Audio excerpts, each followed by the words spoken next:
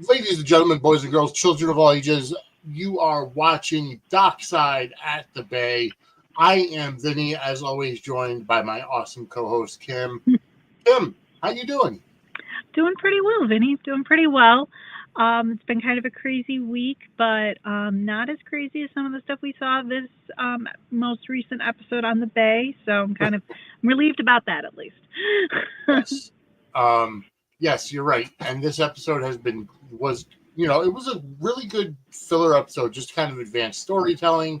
Yep. I think what it is, before we even get into the episode, just want to let everybody know that as always, this episode is powered by W Energy.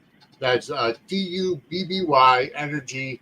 Uh, Basically, it's a form of powder that you put in your drinks, like most energy drinks. Although the difference being is this gives you jitterless energy.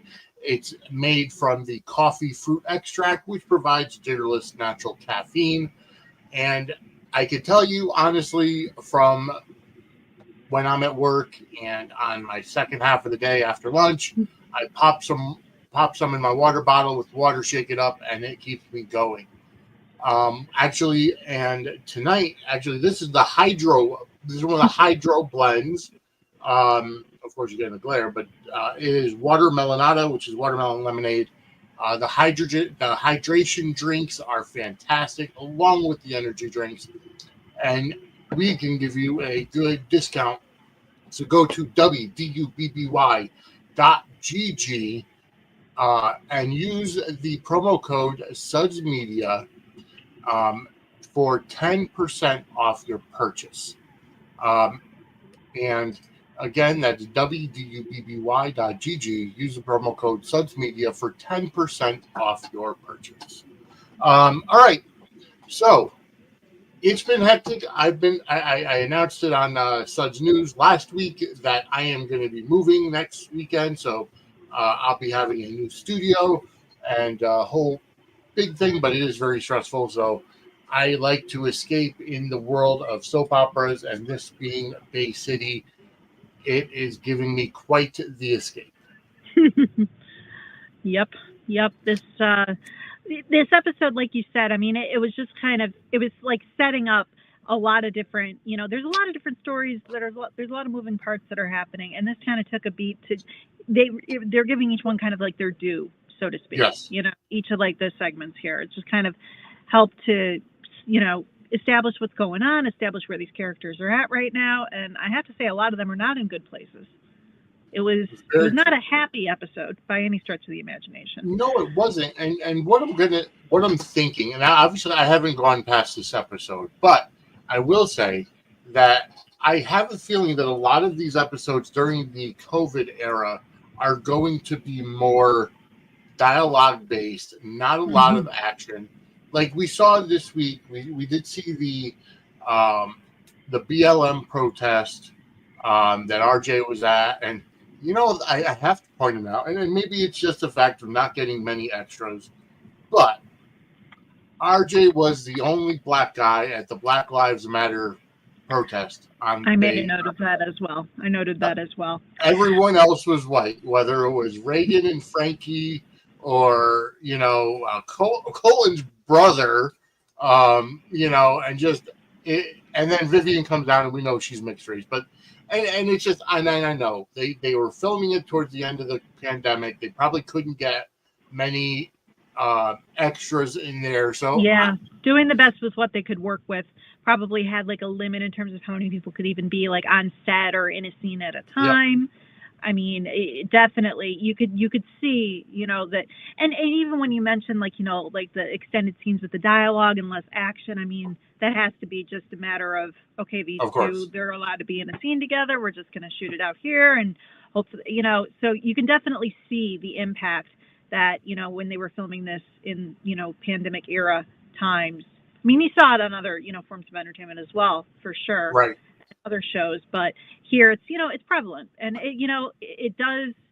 It's noticeable. It definitely, just in the way that the episode kind of shook out. But they did, in terms of the dialogue, though, and in terms of some of Yes, the scenes that we got, very intense, very powerful, a lot of emotions, lot to, just kind of grapple with in this episode. I guess the one thing that I'm going to say this in a very delicate way, because obviously we're in 2025, we're in cancel culture, but you can't cancel me, damn it.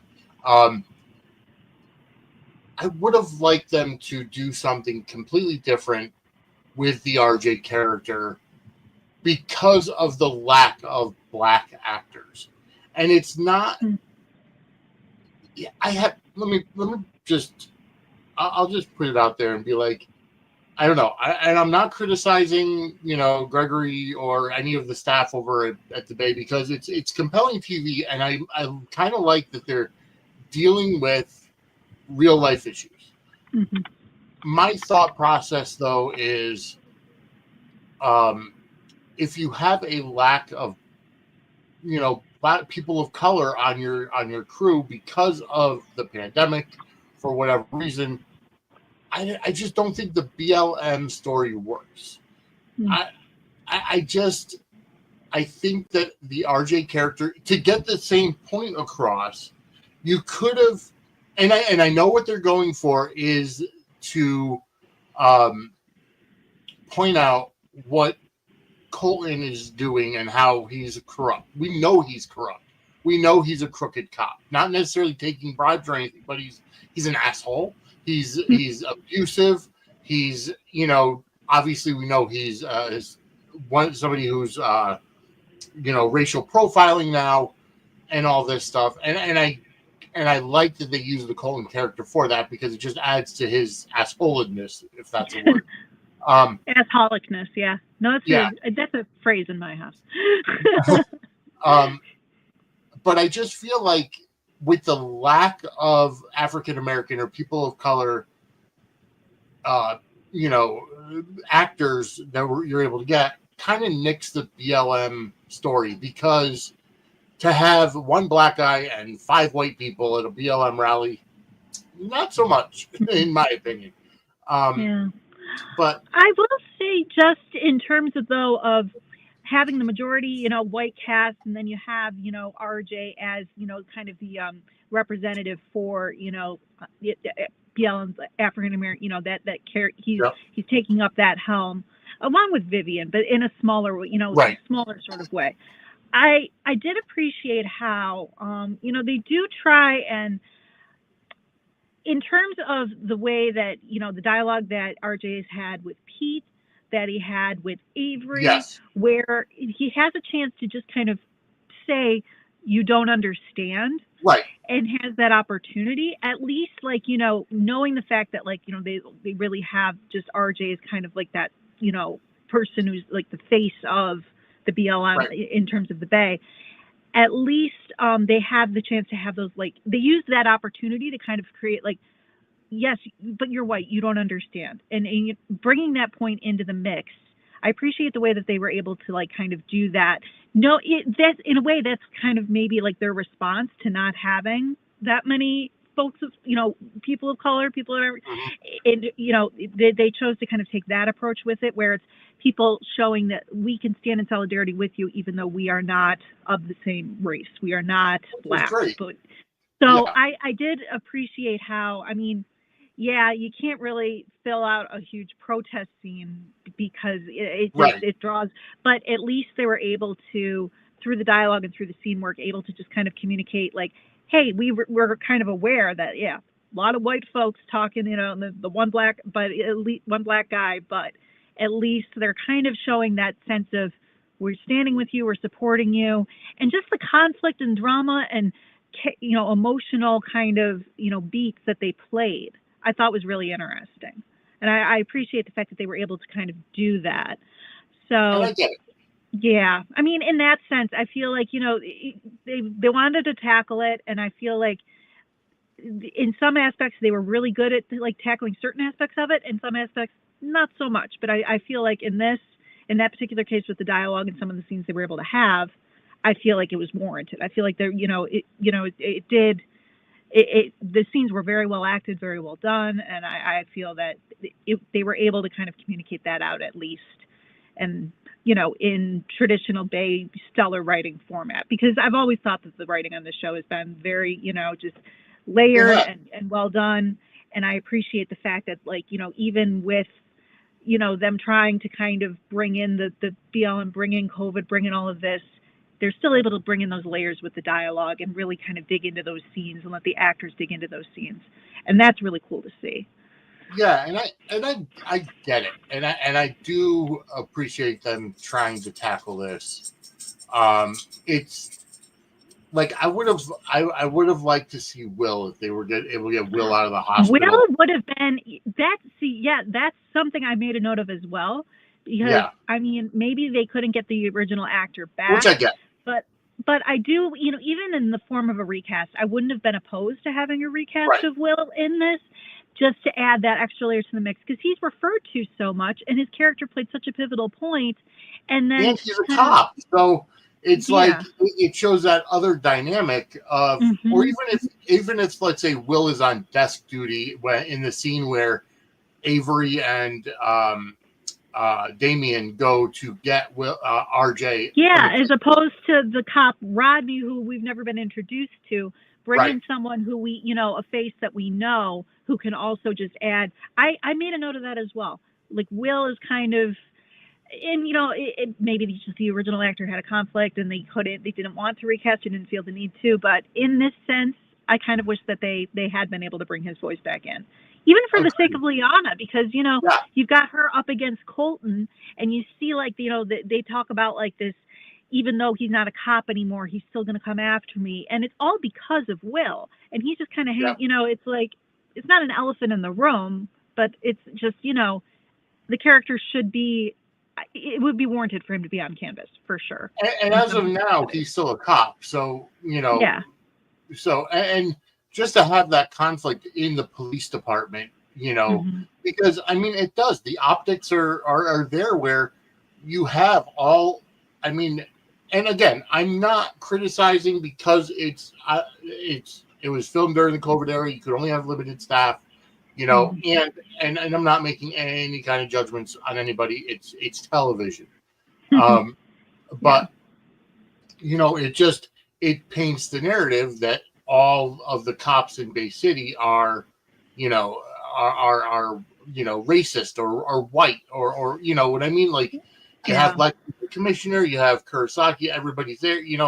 That, and I don't want it to sound like, oh, it's got to be the token black guy or DEI hire or any of that kind of garbage, but to have Will there as another African American person of Yeah. color. Would have been a very interesting Yes, layer to add.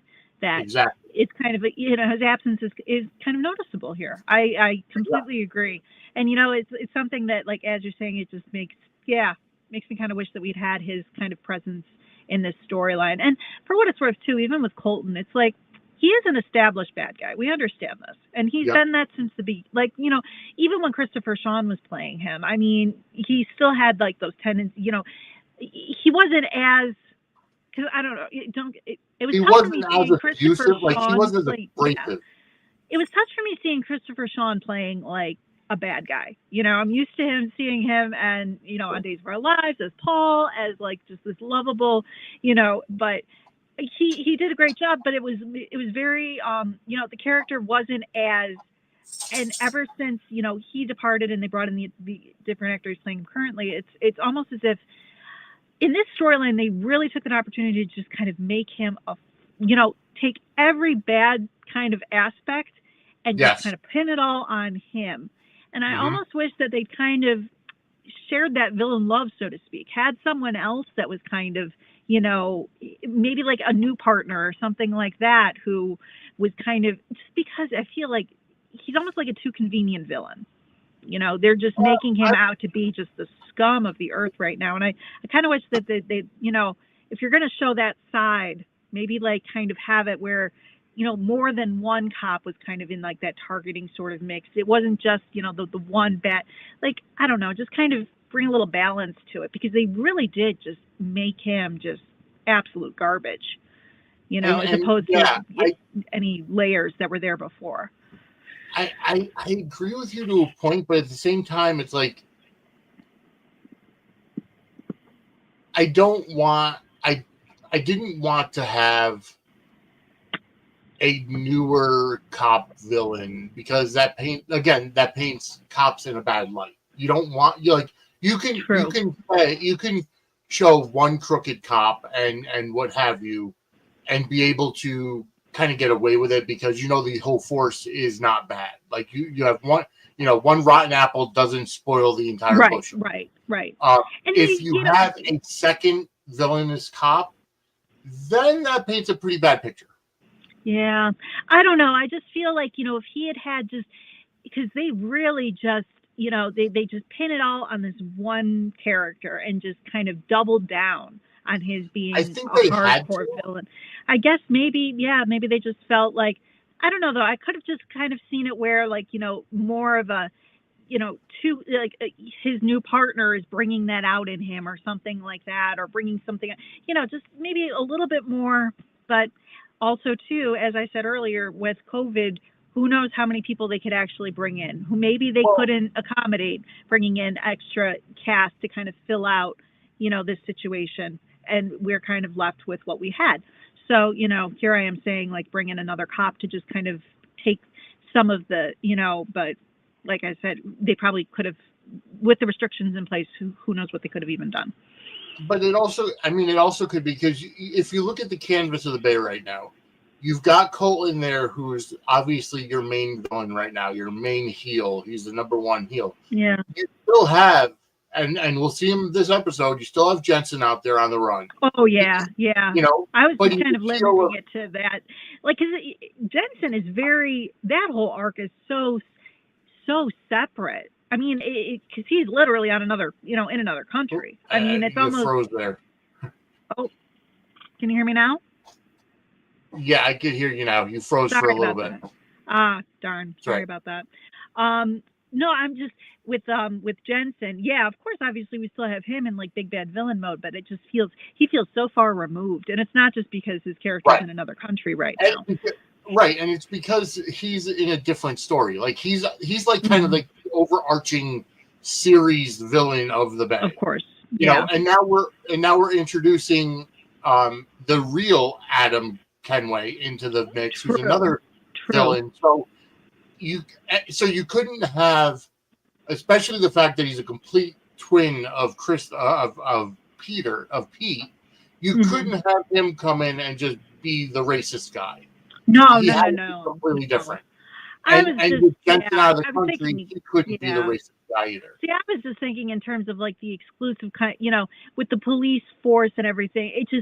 It would have been kind of interesting if we had just kind of seen a new partner assigned to him who was kind of drawing out more of this in him or something like that, because they really just, took it to all of a sudden now he's racial profiling. All of a sudden now he's, targeting. And it's not as if he didn't know the Garretts either. That's the other part of it too. It's with RJ, it would have been more feasible if it had been just an outside cop who we didn't know, who apprehended and went after RJ in the first place because he didn't know the Garrett history. But the fact that this guy kind of does, I don't know, it just felt like it was a little too convenient just to make him the bad apple cop.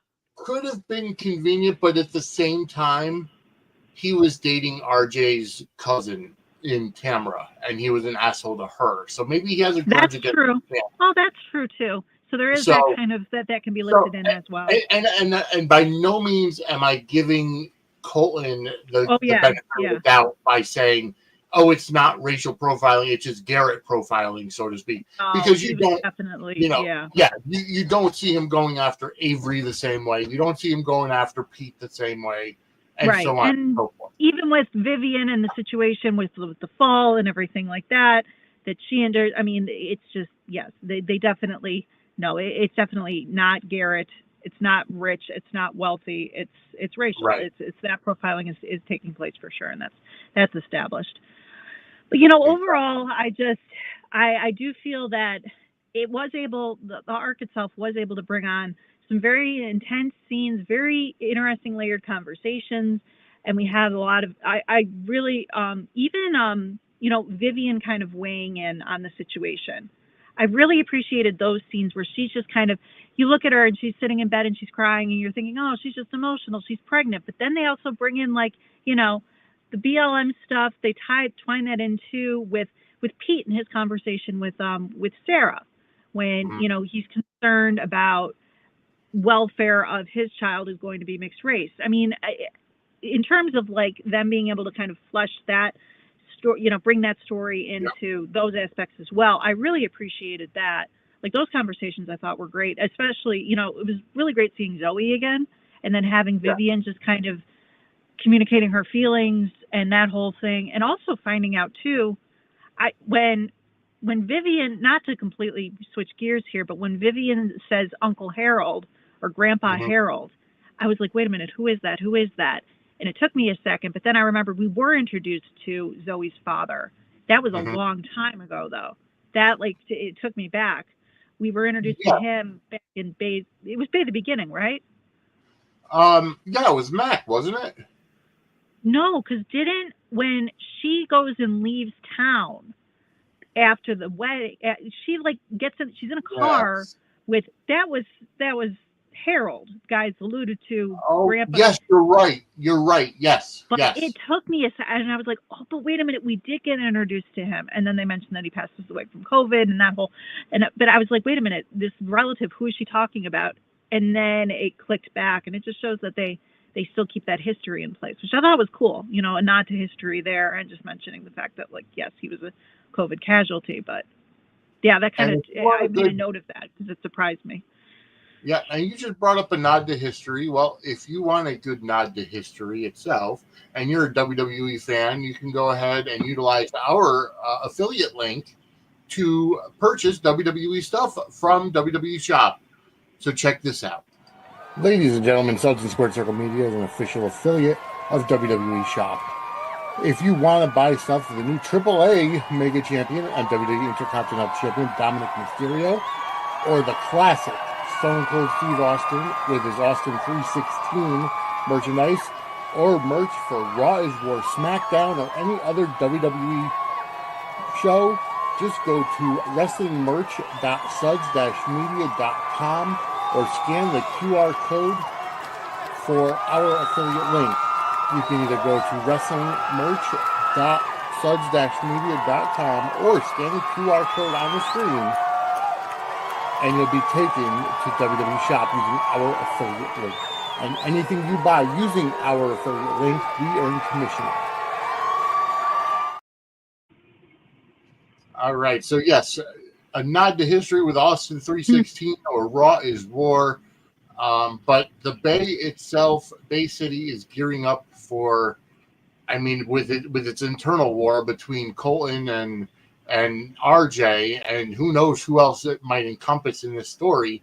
But we've also got John Blackwell currently on the tails of one Steve Jensen, and we see a double agent in Orchid. Yes. Which I have to say, I've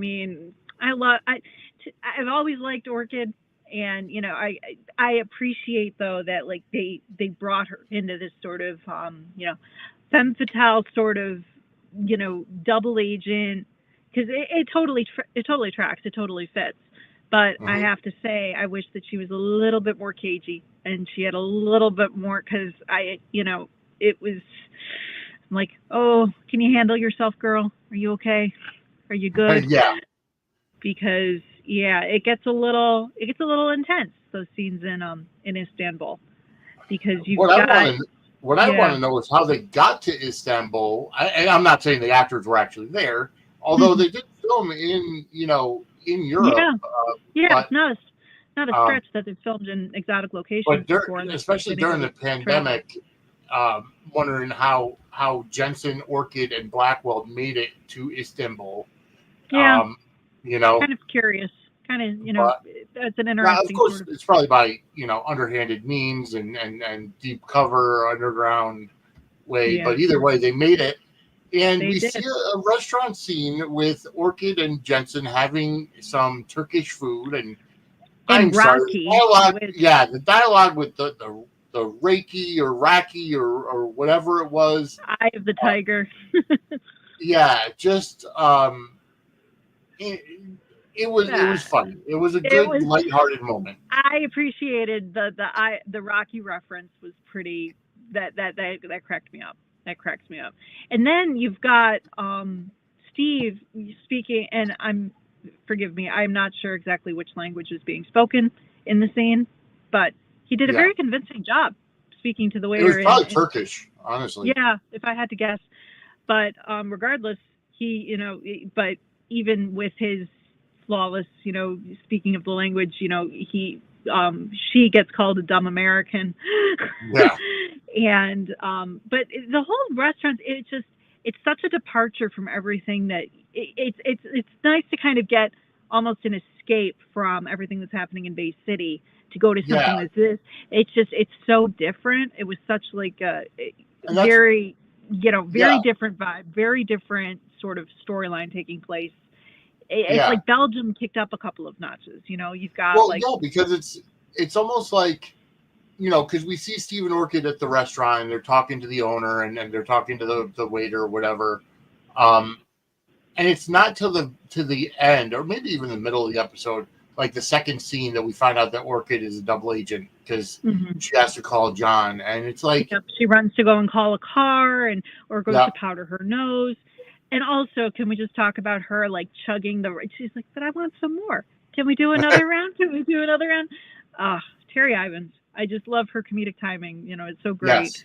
But when she jumps on the phone with John Blackwell and basically says, I can't stall him any longer. Like, this is getting ridiculous. Where are you? And he's like, 10 minutes. And of course, he's not 10 minutes away. That would be too convenient. Of course. And we have just that kind of situation with Steve and, all of a sudden in his holy man sort of spiritual, priest sort of garb, deciding he's just going to pull a gun on the guy and make his great escape.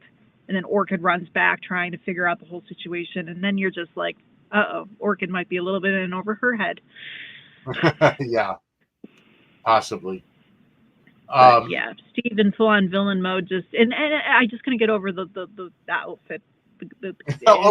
He's in his trying to be Allah phase. Trying to be like a Zen master, trying to be this whole, holier than that, and then just, I'm going to stand here like this, and I'm going to hold a gun on you, and I'm going to make it, escape out the back door. But it's also like, I almost feel like he's disconnected from everything. It's almost like that story. That story could have and I get that he's that main villain. I don't know. It feels out of place. Like a little bit, because you'd think that of anything, because they had Sarah referencing the wineries, like in Provence or something like that.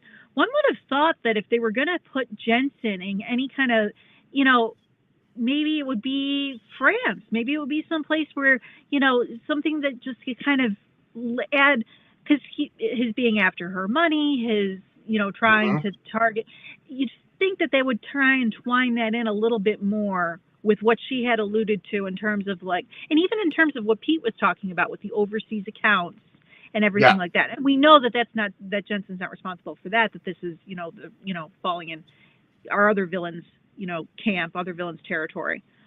But you would have thought with Sarah referencing that maybe there would have, instead they chose Istanbul, which, okay, sure, interesting setting. Just it's kind of surprising, just given the fact that you thought that he'd be more dialed into Sarah's fortune and finding a way to get his hands on it in some other nefarious way. No, absolutely, you're absolutely right. I was just looking at some, but no, it does. It does feel like it's a little out of place in my opinion. Yeah, and why they'd settle there of all places. Unless it's an extradition thing or something like that. It was just kind of a random spot for him to land. I do kind of understand them kind of keeping the story going, but it would almost seem like if they did an episode completely on that story where you see Pete talking to Lex or John saying, because they're throwing tidbits in there where Right. Where Evan says, "Oh yeah, we've got enough to convict, to get him. We just need to get him back." And then you have Pete talking to John, and now you have Steve and Orchid in Istanbul, and John's nowhere to be found because he's in a car trying to get there. Yeah. But I feel like this episode in general almost felt like it didn't need that in there. It's like, yeah, because really the only, I mean, other stuff going on. And especially because you mentioned, with Evan and the evidence and Tamara and that whole, they almost could have encompassed, just like the whole Jensen situation just in those scenes. You didn't necessarily need to kind of cut over to the Istanbul stuff. You could have just kind of left it where the evidence is still, because those scenes, my goodness, Ninja Tam being found out. Yeah. And that whole situation, I mean, That's actually the title of the episode, is that Ninja Tam wasn't so stealth or something to that effect. Yeah. No, she, and you kind of thought that she had it all together, with the pointing out the cameras and cutting the wire and all of that. But sure enough, you're going to get caught on, candid camera by John Blackwell, because he's John Blackwell. Of course, like, he's going to have, systems in place. And of course that's going to, but you kind of hope that you think that she's, going to get away with it. And then lo and behold, Evan sees it. And kudos to Brandon Beamer too. He played that heartbreak so well. Not that he's such a good actor, but I just really appreciate the material that he gets given on this, as opposed, I don't know. I feel like they underutilized him on Days so much. Yeah. So it's really nice to get him, just seeing him be able to play beats like this, where he is just looking completely just betrayed, enraged, and then he just gets all quiet and he's just like, "Get out. You need to leave. Yeah. Just get out." Just he can't handle it, because he does say, "You betrayed me twice." Yep. Exactly. And it's just it's in a way too. I'm almost like, you almost want to shake Tamara, even though all of her reasoning behind what she's doing. Terrified of Steve, terrified of him not being able to protect her, knowing she hasn't been protected in the past. I mean, there's definitely reason behind why she's done what she's done, but you just want to shake her and just be like, "But Evan was going to take care of you. He was going to protect you. Why did you turn around and do this?" And a lot of that has to do with the Tamara character itself. Is that she's used to being abused and used and harassed, and like she's so used to having to do everything on her own. And we've seen that in her scenes with John, and we've seen that in her scenes even with Steve, where just distrustful, knowing full well that she's going to get burned again if she's not careful, and just only looking out for herself because she knows nobody else can look after her. I mean, it's all there for what she's, it completely makes sense and is completely in character for her to feel that she had to, turn the evidence over, go about it her own way. But it doesn't make it any less just kind of, when he's kicking her out, it's like, where you guys are sheltering in place together. Where is she going to go? Yeah. Well, I mean, I guess my biggest thing, and I guess this is the part where I have to wrap my head around it, is she's doing all this because she made a sex tape years ago, or I think that's what it was. I think that's what, was a video of her, working for Steve, or whatever the case was. Like, I'm sorry, but that would be a worse reflection on Steve if he ever released that to the public. Like, in my opinion. Yeah, but to Tamara, it's just like, it's everything about like her past that is still so locked into this individual that she can't stand, and knowing that he's got that over her and always kind of will, no matter what, even if the evidence is in someone else's safe, it doesn't matter to her. It's like, he's still, in her eyes, Jensen still owns her, even though, she's got, and not just Evan. I mean, if it was just Evan being the one saying he could protect her, Mr. Legal, but the fact that she has John Blackwell in her corner too, and she still went against, it's just like, come on, you gotta at least look at these guys and know that they're in this but we wouldn't have the drama if we didn't have, and obviously, these two, they brought the drama. Very intense scenes.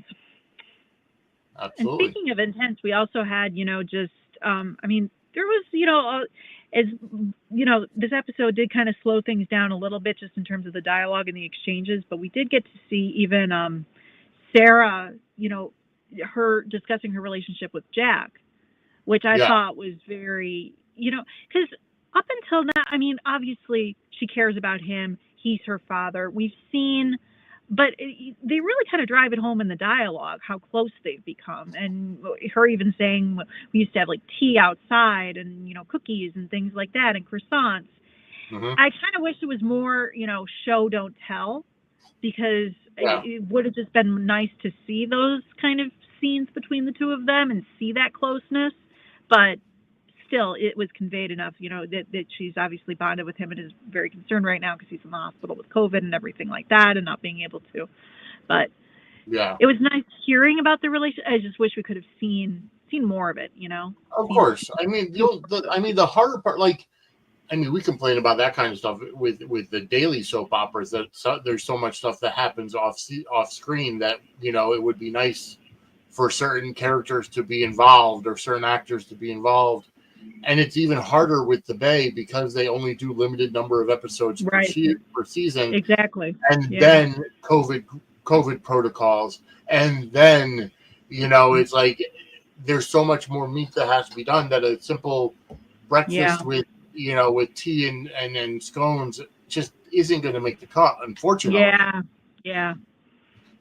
But it was nice to hear about it, and it's seeing Sarah just being able to have like that, even that scene with Pete, just kind of explain, discussing her relationship, discussing her worries, her fears, Pete being able to. I mean, I love their scenes together. I love their mother and son chemistry, and I just really think that those scenes were great, and I loved just hearing Pete's perspective, just because he's vulnerable and he just says flat out what he's feeling and fearful and everything like that. So it's just very, very well done scenes with all of that. And then Pete, of course, all worried about he's discussing his fears, but he's eating chocolate croissants. You think he's kind of starting to come around, and then he gets the phone call about Vivian being in the hospital.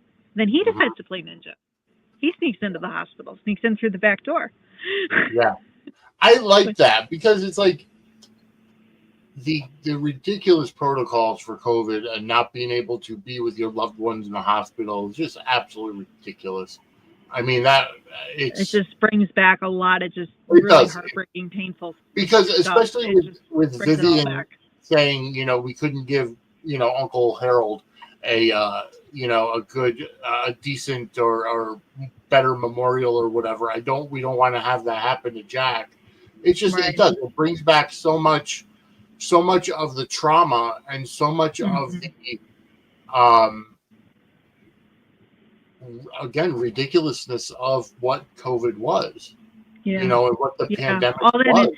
I mean, and even just seeing all the protective gear and just the face shields and just the saying you need, it's also I don't use this word like regularly because it's just I feel like it gets overused, but triggered. It was triggering.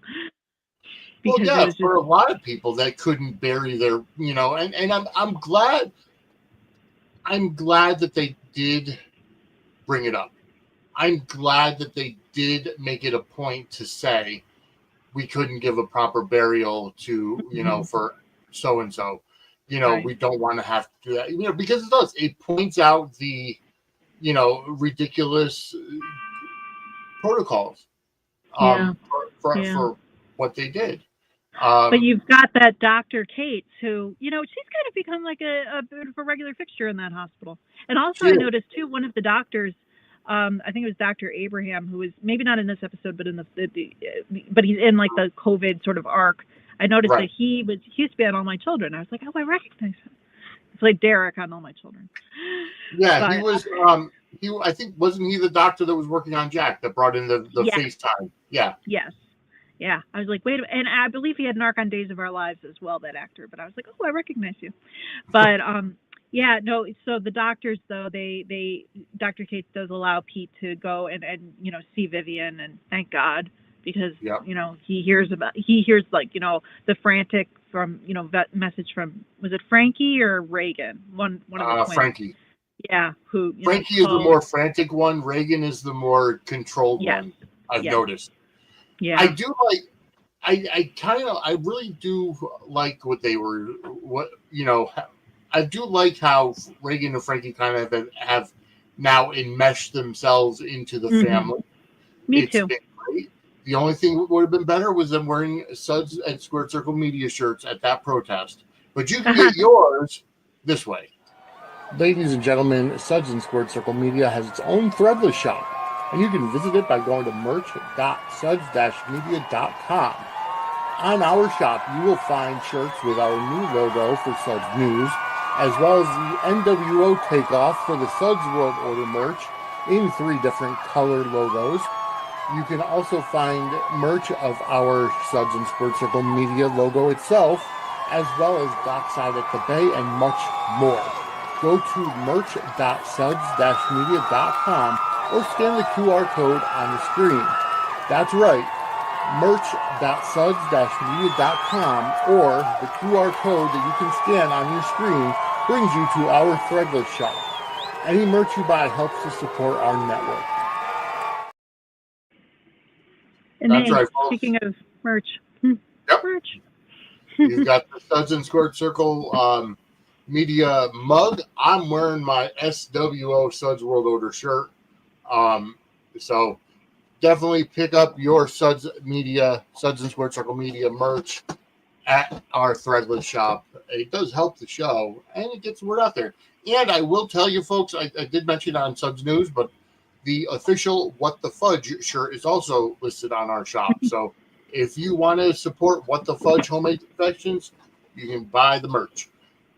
Okay, so where were we? Oh, yeah, we were with Pete and Vivian in the hospital. Yes. After Vivian comes, I like that here's what I'm going to say.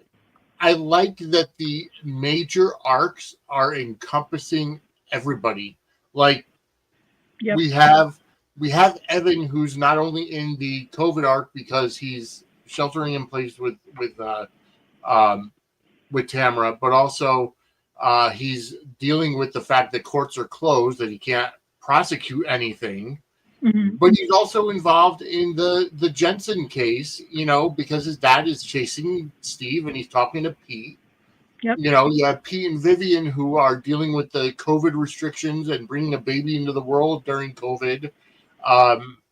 And also the fact that Vivian went to help RJ at the protest.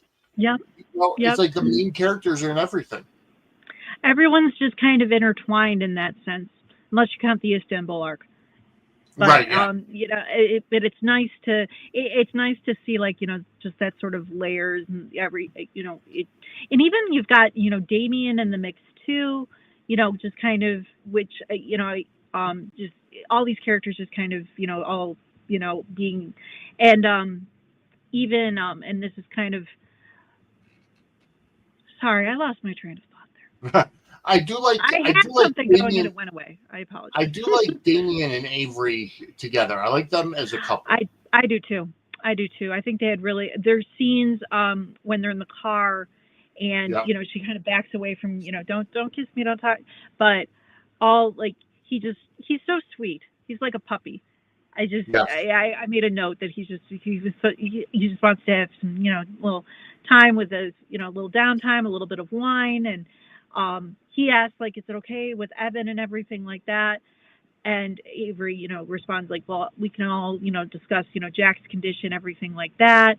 And I did appreciate too, nothing against, but they do make a note of, like, Avery saying, without violating HIPAA, I can tell you that Matthew is like, cool. There are very few soap opera characters that even worry about HIPAA. I mean God bless Kayla. I know she tries, bless her heart, but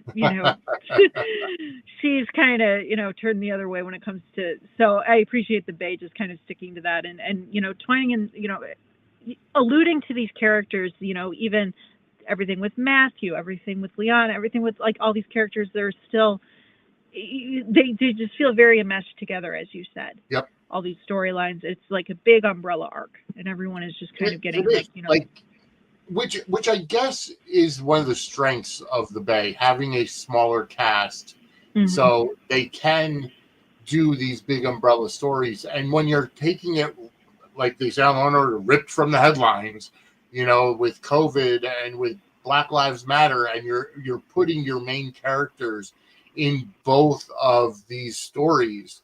Yep. You know, because you saw Liana at the protest, you saw Zoe being there too, you know, on exactly. Yep. It just, they definitely find ways to just kind of get everyone involved, and everyone kind of, you know, is able to tap in at certain points, and it's just, and I like how Vivian told Pete, like, I'm pregnant, I'm not dead, or I'm not fragile, or I'm not an invalid. Right. But her saying too, you know, I can't have you going crazy. I can't have you in trouble, because at the end of the day, this baby and I do need you. And we need you to not be a hero, and we need you to just be, you know, and even, you know, with Pete, like, holding her belly, and, you know, he even, like, you know, saying they're going to raise the baby the right way, and they're going to make the world a better place together. I mean, that whole it was a lovely scene. It was a touching scene, and I appreciated that's Vivian. where Cody Rhodes got it from. Sorry, when Cody and Brandy Rhodes had their first baby, and this, I want to say, was, actually no, it was the other way around. I think it was like back in 2018, 2019. No, it had to be like 2019 or 2020. When Cody and Brandy had their first child. Now, Cody's white, Brandy's black, so it was a mixed race baby, and they were saying how they're going to end racism because of, you know, having a mixed race baby. So I'm like, okay, so one of the two was a copy. I can't tell based on time whether it was Pete and Vivian or Cody and Brandy. Yeah. But I guess my thing is, for Pete to, you know, could have kind of gone back at Vivian and said, listen, you're pregnant. Why would you risk going out to an event where multiple people are there to get sick with COVID? Like, you should have. He does, and she ends up getting pushed to the ground by a cop. Yep. I mean, he does say, you know, you did put yourself in jeopardy.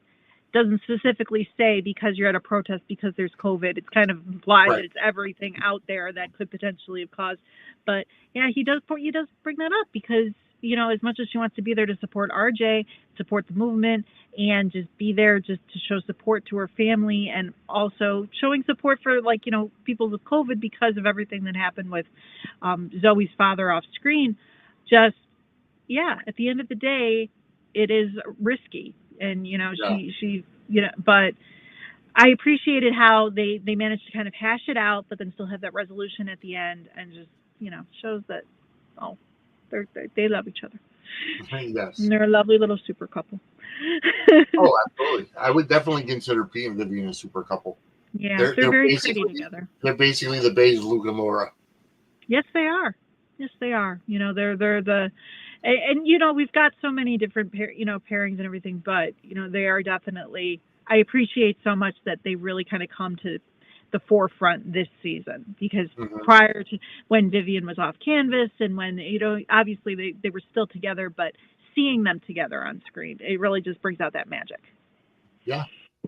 Let's see. We didn't see anything from Daniel and Caleb this week. We didn't. Not in this episode, no. Yeah. No, we didn't. But ultimately, the show, the episode itself was more of just a vehicle to move story. Like I said, I think the stuff in Turkey was a little too removed. Yeah, a little too removed from everything. Like, okay, we see, you know, the BLM protests. We see them at home dealing with COVID. Has Sarah called John to say, hey, your dad's in the hospital fighting for his life with this illness? We never, you know, has that happened? And I have to wonder, I mean, I wonder what the choice was. Why Istanbul of all the locations? I mean, I wonder, like, what made them decide? Chances are it's probably just he wants to live ahead of any kind of law enforcement. Yeah. I'm just I will curious about check the Turkey's setting in extradition general. policy. Yeah, I Extradition suppose. policy. It just seems like kind of a random, especially just given the fact that, like I said, we have it where Sarah was referencing France, and they've previously been in Belgium, and they reference Belgium, and they reference these places where Steve has kind of frequented. Now, granted, maybe it's on purpose. He wants to get as far away from those kind of, locations as possible. It's just kind of an interesting choice, and I wonder why that country in particular was chosen, but who knows? I'm just double checking. Either way, we did get the Rocky puns, which I did appreciate. Again, kudos to Terry Ivins, because she played that drunk sequence so funny, well, and her just wanting to finish the drink, and then in the face of a waiter basically telling her, "No, you need to leave, ma'am. You're an ugly American. Time to go." So, I mean, it looks like Turkey does have extradition, policy since 1981 with the U.S. So, again, why would Steve choose somewhere that can be extradited? I think he just is trying to just live on the lam and just stay one step ahead of John and law enforcement. Yeah. Well, he managed to in this episode. He managed to kind of get away, and it looks like, now we see, Orchid scrambling and her and John trying to figure out what comes next. So it definitely left us wanting more. Here's the problem, and we saw it in that Steve will just up and leave Orchid. Orchid's not somebody who Steve's going to be like, oh, I got to wait until my girl gets out of the bathroom or whatever. Yeah. He will just up and leave her.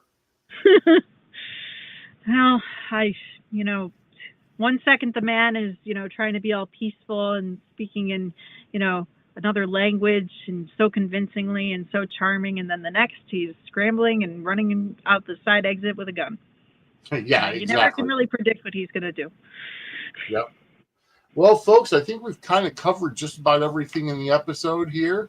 Again, it's another episode where if you have PTSD from COVID or BLM or anything, be very, use your discretion when watching it.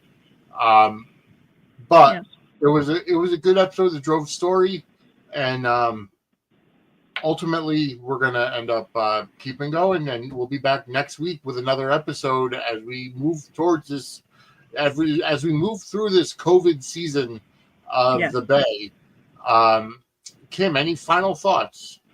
I think we covered all the bases with this episode, Vinny. I think we're set, but I'm looking forward to chat about the next one.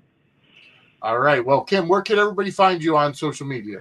So I am Misfit8690 on Twitter/X. I am a Little Misfit52 on YouTube, as well as on Instagram. Feel free to hit me up there, follow me there, chat with me about soaps or whatever strikes your fancy. All right, fantastic. And I am at Vinny Suds on Twitter and Facebook, and at Suds Media is our Twitter, the network Twitter account, which I use mostly. It's kind of hard to go back and forth sometimes. Suds and Squared Circle Media on Instagram and Threads, and also Facebook is on there as well, Suds and Squared Circle Media. I've also got TikTok, which is Suds_Media. But for everything, go to our YouTube channel that you could just go to suds-media.com, and it brings you. Go hit that subscribe button, turn on the notifications bell. Oh, yeah, we're on Blue Sky too, suds-media.com. And, yeah, we're going to keep expanding. We're going to keep doing what we can. Remember to save the date. Saturday, November 8th to Sunday, November 9th is our second annual 24-hour podcast-a-thon to support Samantha's friends. Can't wait. I'm very excited for that. It's going to be a good time. Yes. Starting next week on October 9th, a week from today, we are going to start our drive to collect money, our fundraising drive for Samantha's friends. I am challenging all of our fans, our viewers, our friends to donate to Samantha's friends. We are going to collect for a month. Last year, we collected $350 to donate to Samantha's friends. This year, I'm challenging everybody to double it. Let's collect $700 to give to Samantha's friends. Let's do it, people. It'll be fun. They help out. service animals and people who need them, and and groups that provide service animals to, especially service dogs, to first responders and veterans and people that need the service animals. So, folks, like I said, starting next week, we'll start the donation drive, and it'll culminate with our podcast-a-thon, November 8th to November 9th, 3 p.m. Eastern to 3 p.m. Eastern, to give some credence to the West Coast, our West Coast people. But folks, we are out of time. Go ahead and hit that subscribe button, like the video, put in some comments. 257 subscribers currently. Let's get up to that 500 mark. So I'm Vinny. This is Kim. We will see you next week as we go dockside at the Bay, everybody. Have a good night. Take care, everyone.